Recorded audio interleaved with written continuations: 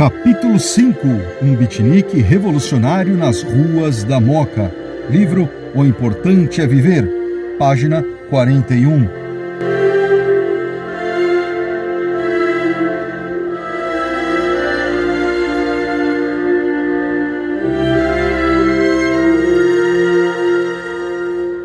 Nada mais me surpreendia.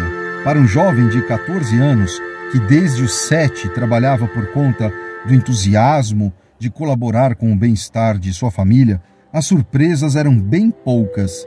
Tinha minha horta no vasto quintal de casa à beira do rio Jaú, onde carpia com esperança de fazer a terra render meu sustento.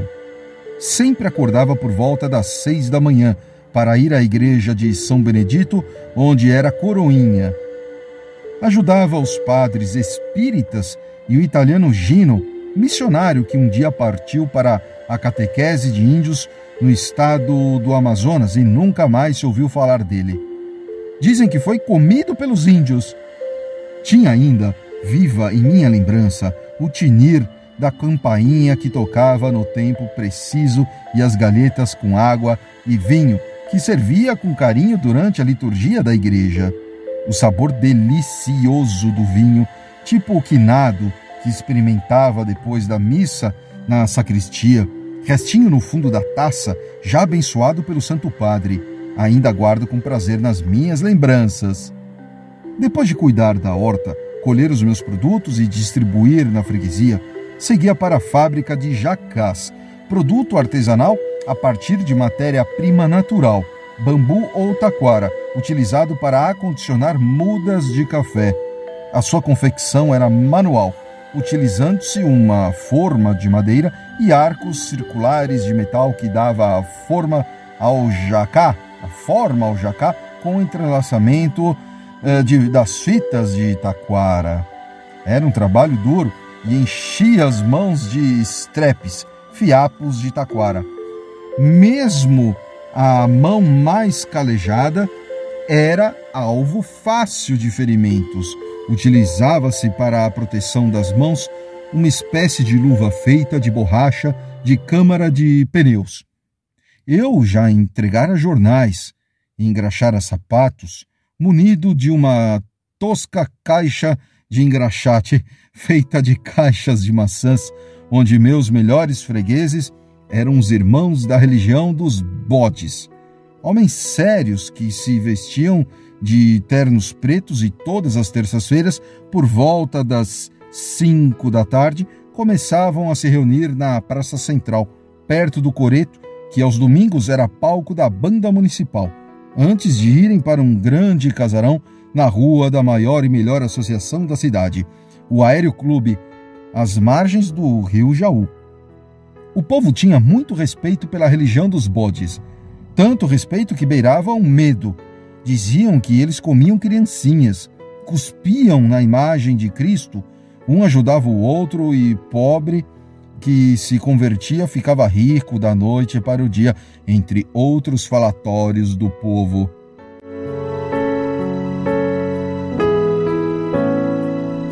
Também já catei ferro e metais velhos nas ruas, com 9 anos. Dirigi o caminhão para meu pai, tudo por necessidade de viver e vencer na vida. Foi um período infantil sem tempo de viver como uma criança normal, com suas brincadeiras e sonhos. Nada de bolinhas de gude, rodas de peão, pular na mula, ou correr atrás de balões como tantas outras crianças faziam. Agora teria de enfrentar mais um desafio imposto pelo destino. Dia 31 de dezembro de 1959, depois de ter passado o Natal mais triste da minha vida, em companhia de uma cadela e de meu pai embriagado, emigrei de vez para São Paulo, onde cheguei cheio de esperanças e de sonhos. Embasei minha vida em experiências vividas por novos heróis que adotei e, seguindo seus exemplos, estudei muito, trabalhei duro e venci. Ainda está bem viva na minha lembrança a despedida da cadela Jolica, seus ganidos de tristeza e a louca vontade de me acompanhar. Sentimentos naturais expressos na mais pura sinceridade de uma criatura. Jolica ficou com um amigo, o Valdemar. Também a chegada do trem das 22 horas, puxado por uma máquina elétrica azul, metálico, da Companhia Paulista, a minha última passada de olhos pelo lugar onde havia nascido e o embarque quase carregando meu pai embriagado. Ainda me lembro quando, na passagem do ano de 1959 para 60, exatamente à meia-noite, o maquinista ininterruptamente apitou com um silvo penetrante acompanhado do badalar de sino anunciando a entrada do ano novo, o início de uma nova década e também de uma nova vida para mim. Meu pai, ainda bêbado, dormia com a cabeça encostada no meu ombro direito. Feliz Ano Novo!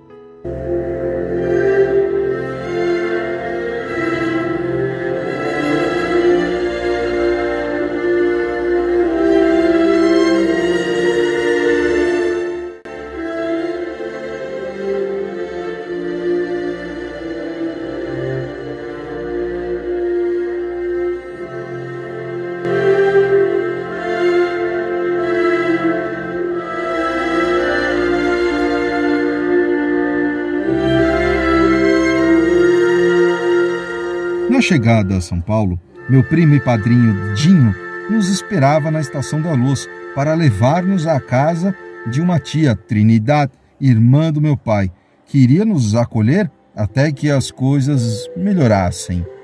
Tia Mercedes também iria nos ajudar e logo no dia 3 de janeiro, pela manhã, me deu de presente um terno usado, comprado nos brechós, lojas que vendiam roupas usadas naqueles tempos, nas cercanias da Estação da Luz. Era um terno verde abacate, já meio surrado, e que não combinava em nada com os meus calçados. Uma botina marrom, também bem usada. Era preciso comprar um par de sapatos para ornar com o terno, e foi o que minha bondosa tia fez de imediato. Me deu um sapato preto, passo doblé, solado de borracha, e uma camisa branca. Volta ao Mundo, produto que fazia muito sucesso na época, pois, depois de lavada, secava do dia para a noite e não precisava passar a ferro. À tarde saímos, minha tia e eu, para procurar emprego e depois de algumas visitas a escritórios e lojas, conseguimos uma entrevista com o escrivão maior do primeiro cartório de registro de títulos e documentos de São Paulo, o Dr. Mário Rangel, que imediatamente me empregou. Iria começar no dia seguinte, 4 de janeiro de 1960, a partir das 12 até as 18 horas, de segundas a sextas-feiras, no cartório do Dr. Arruda, na rua Roberto Simonsen, como arquivista e vistor de documentos registrados. Assim começou a nova vida na cidade grande. Os anos 60 foram a década dos grandes acontecimentos e a era de importantes transformações na sociedade em todo o mundo. Surgiam os Beatles, conjunto inglês que revolucionou a música, a Guerra do Vietnã, onde milhares de jovens asiáticos e americanos morreram, a Revolução pela Paz dos beatniks, americanos morreram, o amor livre dos hippies, na reunião de 400 mil jovens de Woodstock, Martin Luther King e os Black Power dos negros, Brigitte Bardot visitou o Brasil, Che Guevara, o líder revolucionário, o assassinato do presidente americano John Kennedy, em Dallas, renúncia do presidente Jânio da Silva Quadros, Dolce Vita, polêmico filme italiano, Gagarin, ou Gagarin, o primeiro homem no espaço, LSD, psicotrópico poderoso no meio dos jovens, o Muro de Berlim, separando as duas Alemanhas, a minissaia pondo as moças de pernas de fora. O Brasil foi bicampeão de futebol. Pílulas anticoncepcionais, transplantes de órgãos, Guerra dos 5 Dias de Israel, 31 de março de 1964, a Jovem Guarda e a Tropicália. O AI-5 de dezembro de 1968 no Brasil. O homem pisa na Lua pela primeira vez com a bandeira americana na mão Eu adoto São Paulo como minha nova cidade. Quando fazia meu trabalho de dar o visto para posterior arquivamento nos documentos registrados, observava os escreventes em suas velozes máquinas de datilografar e admirava-os, almejando no futuro ser um deles, pois ganhavam muito bem e eram comissionados sobre os preços cobrados pelo cartório dos contratos que datilografavam. Havia escreventes que atendiam em um só dia mais de 20 clientes. Notei também que, em dado momento, o cliente saía do cartório, ia ao tabelião ao lado para a compra de selos, para a verbação dos contratos, e o escrevente ficava às vezes muito tempo esperando sua volta, perdendo seu precioso tempo. Não tive dúvidas, fui falar com o doutor Mário e pedir-lhe permissão para vender selos dentro do cartório. Se possível, falaria com os escreventes, e os clientes não precisariam mais sair para comprar selos. Os escreventes não perderiam mais tanto tempo esperando, produziriam mais e, consequentemente, ganhariam mais. Aliás, todos ganhariam mais, pois aumentaria o número de atendidos e o movimento do cartório seria maior. Fui prontamente atendido na minha pretensão. Comecei a comprar selos na Secretaria da Fazenda da Florencio de Abreu e vendia-os em uma pequena banca dentro do cartório, sem prejudicar minhas funções habituais. Comecei a ganhar comissões sobre as vendas, além do ordenado, cujo montante ultrapassava às vezes os ganhos do melhor escrevente. Não demorou muito para crescerem os olhos do patrão e eu perder o emprego. Foi quando passei a não tolerar a traição e a ingratidão que muitas vezes na minha vida me perseguia.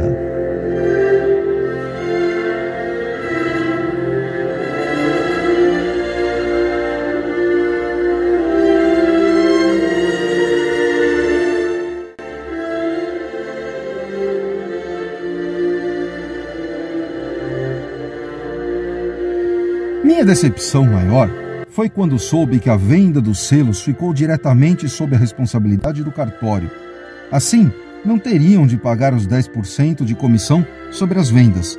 Eram meados dos anos 60. Novamente, dessa vez, sozinho, fui em busca de um novo emprego, o que não demorou. Desta vez, de ajudante de tapeceiro em uma fábrica de móveis para copas e cozinhas na Moca, fábrica de móveis Mel, do Mário Esteves e do João Martins. Nunca havia trabalhado com tapeçaria, mas lembrei-me de quando, no passado, vinha para São Paulo passar férias de fim de ano na minha tia Trinidade. Exercia na casa dela. Exercia ora como ajudante de sapateiro, ora como engraxate, ora como carregador de cestas e carrinhos da feira, e até ajudante de marceneiro chegou a empregar-me temporariamente. Tudo por imposição da tia Trinidade, imposição esta que viria a agradecer mais tarde. Tia Trina, como era chamada por todos. Irmã de meu pai, era casada com um filho de imigrantes da colônia italiana, Nicola, da família de Másio, da região de Nápoles. Um artesão que tinha como seu pai atividades no ramo de empalhamento de cadeiras, muito usadas até a década de 60. Por tradição, gostava de cantar óperas, o que fazia com verdadeira paixão e maestria. Trabalhava à noite. Após suas atividades como empalhador de cadeiras no Teatro Arthur Azevedo, da Avenida Paz de Barros, na Moca, perto de casa, como lanterninha. Sua função era levar, sob o facho de luz de uma lanterna de pilhas, o espectador que chegava atrasado para assistir ao espetáculo e também manter a disciplina no ambiente, principalmente dos casais de namorados que extrapolavam os limites dos bons costumes exigidos na época. Beijar e se abraçar em demasia era imoral, mesmo que protegidos pela penumbra. Usavam um uniforme muito alinhado de casemira azul marinho, gravata azul do mesmo tom sobre uma camisa branca, sempre bem passada com colarinho engomado, e que a sua esposa Trina gostava de deixar impecável.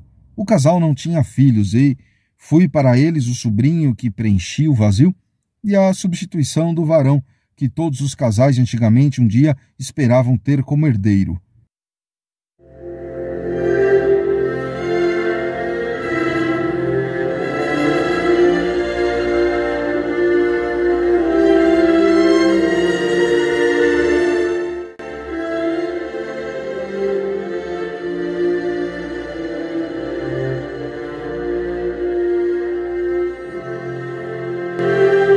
Aos domingos era festa na família de Másio, na modesta casa da Moca, com mesa farta, à moda italiana, repleta de queijos, salames de vários tipos, melanzana, que era berinjela, temperada com orégano e muito azeite, a sopa de legumes e a pasta tiuta, macarronada, com molho de tomate que só a tia Trina sabia fazer, especial como a mama do Nicola sempre fazia, regado a um bom vinho tinto seco.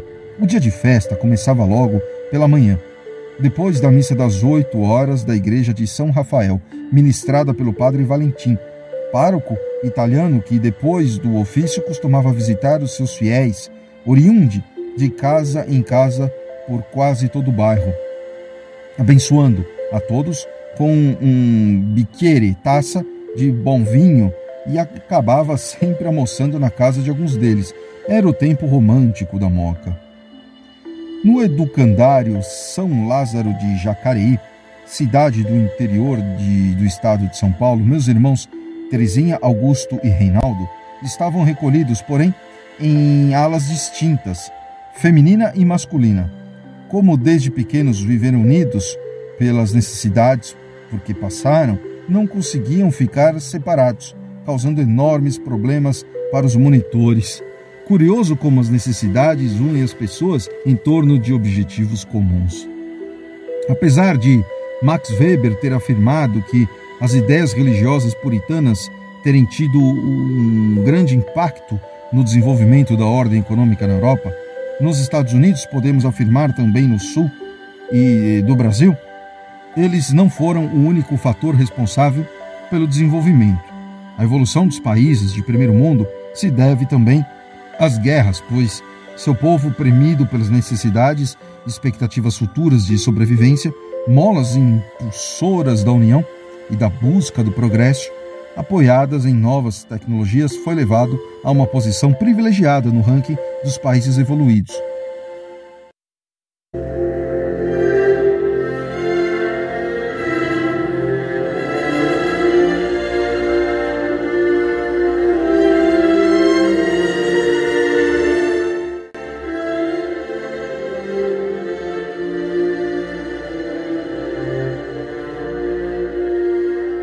Depois da tempestade vem a bonança. Augusto e Reinaldo várias vezes tentaram fugir, utilizando como rumo a estrada de ferro São Paulo-Rio, que por ali passava, inclusive quase sendo atropelados pelo trem. Não foi uma vez só. Quando, no dia de visitas, seu pai ouvia reclamações sobre as crianças da direção do educandário, na época subordinado à assistência social do governo do estado de São Paulo. Os 3 menores foram recolhidos pela instituição porque o espanhol imigrante José Gutierrez Alberto não tinha posses para dar aos seus filhos uma vida de qualidade com alimentação, vestimentas e educação escolar adequada. Foi assim por cerca de 3 anos que viveram separados de seus outros irmãos, até que, após muita luta, o velho espanhol se arrumou na vida e conseguiu provar para as assistentes sociais do governo que tinha condições de sobra, como sócio de uma padaria, para sustentar e educar seus filhos com muita fartura e conforto. Foi uma alegria quando voltamos todos a viver debaixo do mesmo teto, na casa da tia Trina, no bairro paulistano da Moca, com meu pai.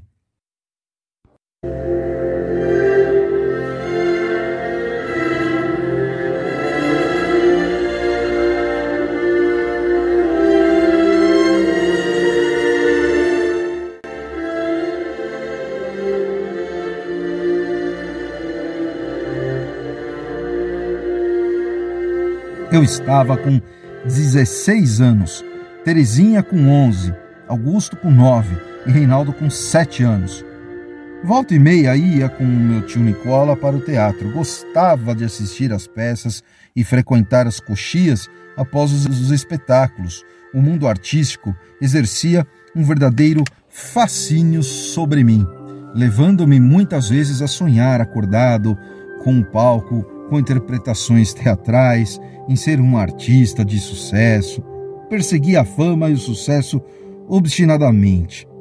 Quando pequeno, tinha mania de montar cenários e palcos para interpretações e apresentações circenses e teatrais no quintal dos fundos de casa. Após uma bem elaborada campanha publicitária pela vizinhança, para chamar a atenção dos espectadores, cobrava como entrada palitos de fósforo e costumava encher a plateia de assistentes que, ao final do espetáculo, tornavam-se meus fãs incondicionais, arregimentando uma enorme fileira de amigos leais e companheiros. Foi uma dessas apresentações que conheci Rosinha, filha de um motorista de táxi vizinho. Rosinha era bem mais velha e o interregno de idades que nos separava foi vital para que se materializasse de forma contundente meu primeiro amor e minha primeira frustração amorosa. Rosinha namorou, noivou e casou-se com um vizinho que morava em frente à rinha de briga de galos, nem mesmo dando satisfações aos sentimentos puros e inocentes de um menino de apenas 6 anos. Rosinha tinha 14 anos quando se casou, acompanhando a tendência daquele tempo em que as pessoas se casavam, principalmente as mulheres, com pouca idade. Apesar de muito novo, eu era um romântico que considerava o centro do universo, acreditando que o dote da arte e o amor deveriam nascer na parte mais sensível e pura do ser humano, do íntimo dos indivíduos, do lado esquerdo do peito, onde está o mundo dos sentimentos, no coração e não no interesse material. Acreditava também que, se acaso os dramas e conflitos adquirissem formas perversas, vindo a martirizar os sentidos, o melhor remédio seria fugir para o seio da natureza ou para o refúgio acolhedor da solidão, como muitos sábios o fizeram, aproximando-se mais de sua própria intimidade com Deus e de Deus, o grande arquiteto do universo.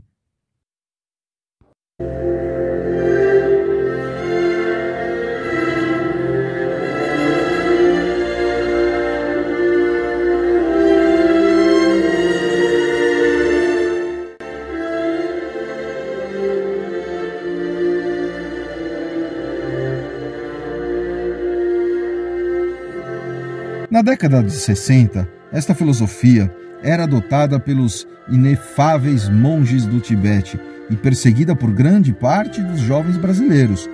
O comportamento dos pequenos homens, de cabeças raspadas, magriços e de vestimentas cor de abóbora e sépia, era um paradigma para a vida de grande parte da juventude.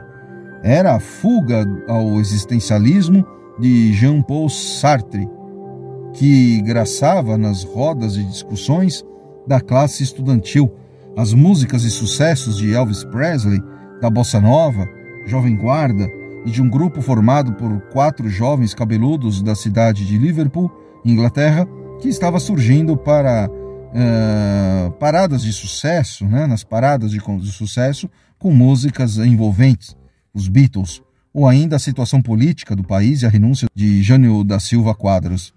Depois de uma meteórica carreira política, começando como vereador e prefeito da cidade de São Paulo, governador do estado e até aquela época o mais votado presidente brasileiro, eloquente orador Jânio Quadros assume o poder em 31 de janeiro de 1961 e adota o que havia prometido nos comícios, uma política de austeridade, restringindo o crédito e congelando os salários, obtendo novos empréstimos do Fundo Monetário Internacional, o FMI, desagradando tanto os movimentos populares quanto os empresários que o haviam elegido.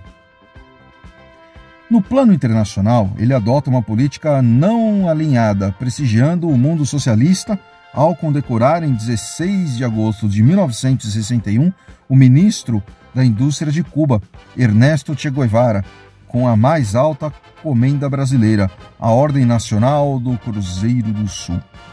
No dia 24 do mesmo mês, sem mais nem menos, com um bilhete de poucas linhas ao Congresso Nacional, dizendo-se acuado por forças ocultas, renuncia ao governo do maior país da América Latina, com apenas 7 meses no poder, frustrando seus mais de 6 milhões de eleitores.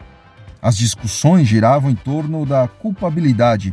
Não se procuravam motivos, e sim um bode expiatório para o julgamento do que havia sido um verdadeiro ato de traição por parte do homem da vassoura, que prometera varrer limpa a sujeira do mundo político no Brasil.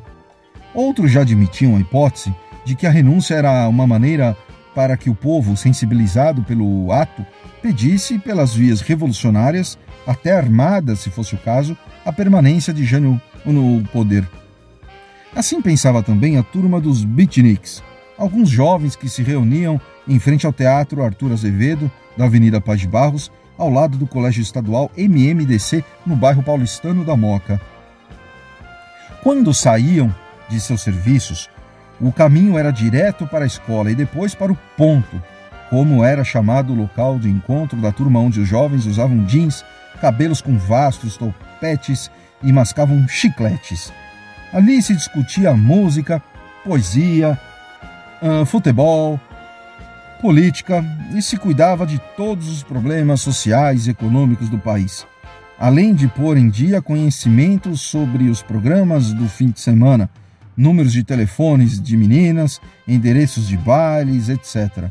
Os bailes eram promovidos por grêmios e diretórios estudantis muito ativos na época, com o fito de arrecadar fundos para a formatura, geralmente realizados nas garagens ou salões das residências de algum dos estudantes, ao som de toca-discos.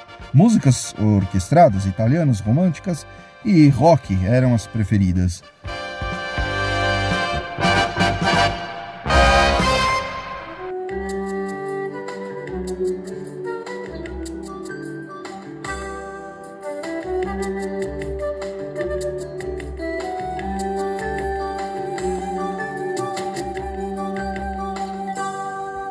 Nos finais de ano, aproveitando as férias escolares, os bailes de formatura eram animados por grandes orquestras, geralmente nas sextas-feiras, em grandes salões como os Esso da Moca, Pinheiros, Espéria e Regatas Tietê.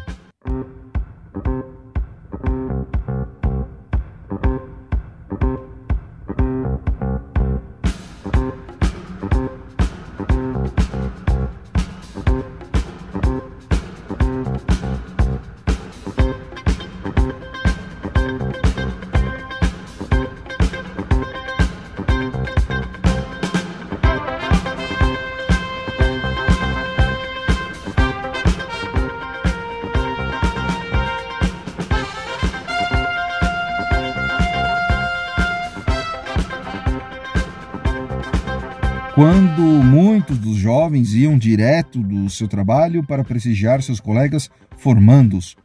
Alguns portavam nos bolsos gravatas borboleta pretas, faixas e golas de cetim também pretas, que sobrepunham sobre as dos paletós de seus ternos pretos comuns, transformando-os em smoking, adaptação necessária para cumprir com a indumentária exigida na época. Saíam sexta-feira de manhã e só voltavam para casa no sábado e à noite para fazer novamente o que mais gostavam, dançar na madrugada. Era um vício delicioso. As gafieiras também eram muito frequentadas pelos jovens dançarinos da época, principalmente para sambar a verdadeira música brasileira. A indumentária era diferente. Enchia-se a cabeça com uma perfumada brilhantina para baixar o topete e viva a noite. O clube paulistano da Rua da Glória, Lilas, Caçamba, Imperador, Som de Cristal e Piratininga na Rua da Moca eram as preferidas.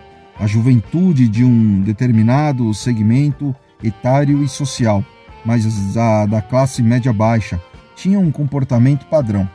Trabalhava-se de segunda a sexta para ajudar no sustento da família, estudava-se à noite, geralmente em escolas públicas, divertia-se para valer mesmo nos finais de semana. Era um luxo estudar em colégios particulares, cuja qualidade de ensino na época ficava muito a desejar para as escolas do Estado.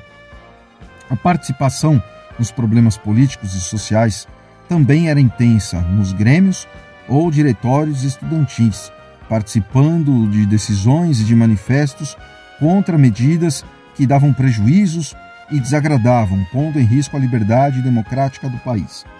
A luta principal era contra o imperialismo dos grandes países que debilitavam a economia e a soberania nacional, principalmente os Estados Unidos.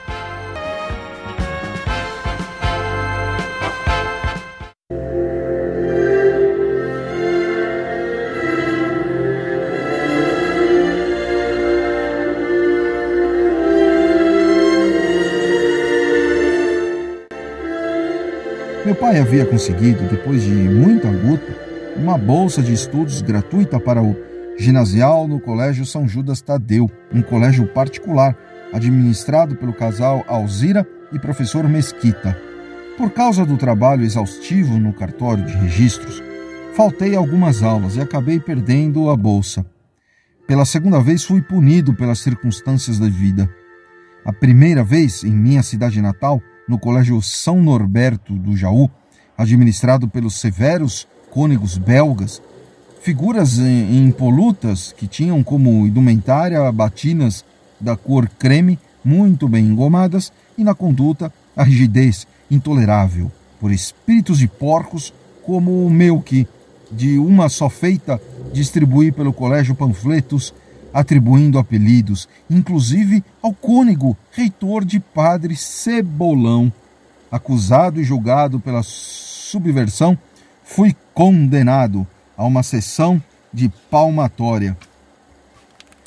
Uma espécie de instrumento de grossa madeira no formato de uma pequena pá com um furo central, por onde se batia nas palmas das mãos e no traseiro. Outro castigo era a permanência por meia hora ajoelhado sobre grãos de milho.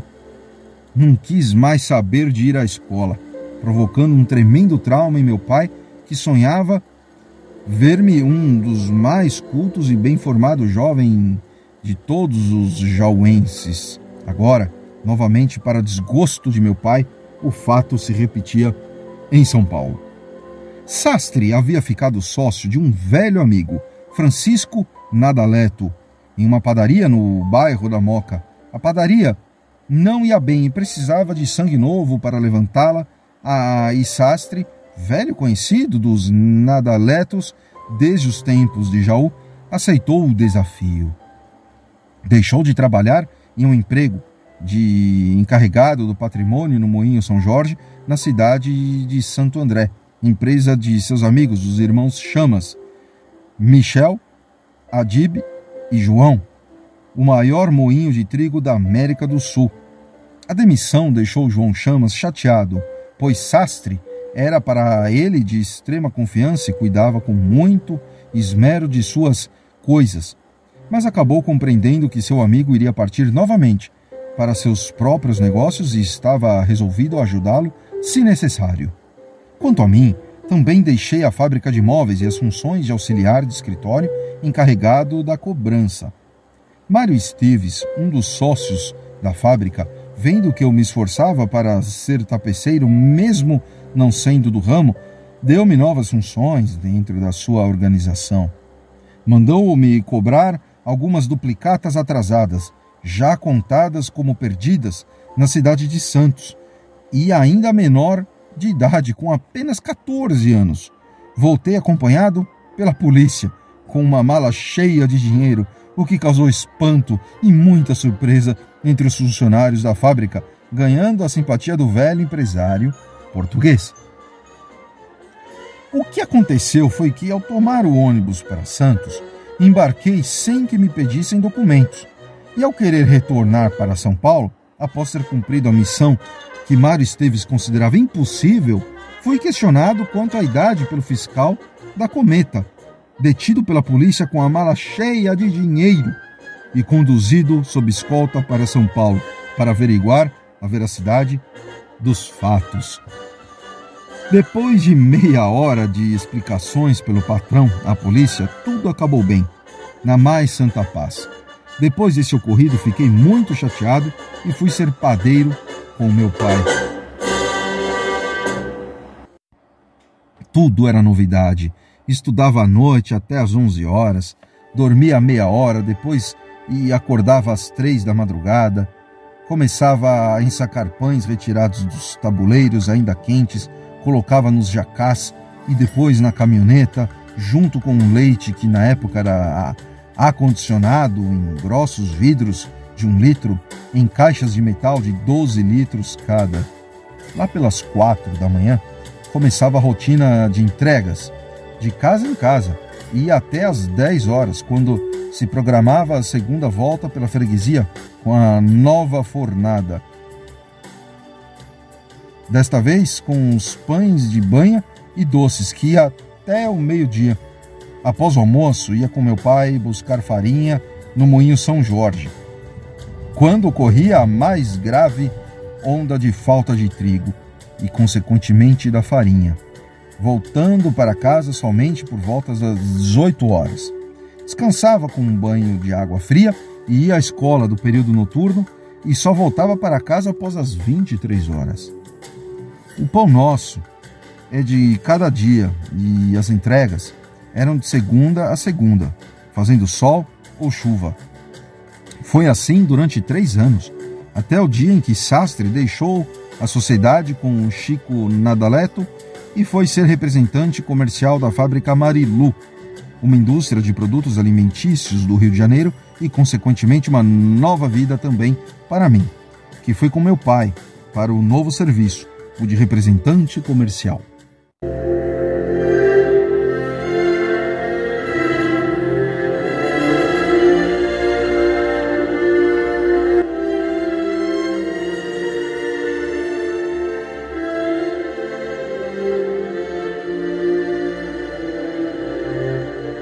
No esporte, Éder Joffre, campeão de boxe dos pesos galos dos anos 60, incentivava muitos jovens a serem, como ele, um grande lutador de boxe, e uma enorme legião de seguidores tentaram por esse caminho o sucesso alcançado pelo esforçado lutador brasileiro.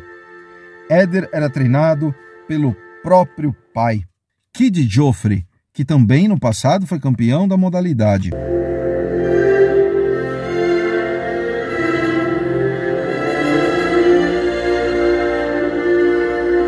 Perto de casa, conheci e fiquei amigo de um jovem espanhol, Pedro Carrasco Garcia, que praticava boxe escondido de seus familiares na Mandione, uma academia de lutas na Avenida Celso Garcia, próximo à garagem dos bondes no Brás.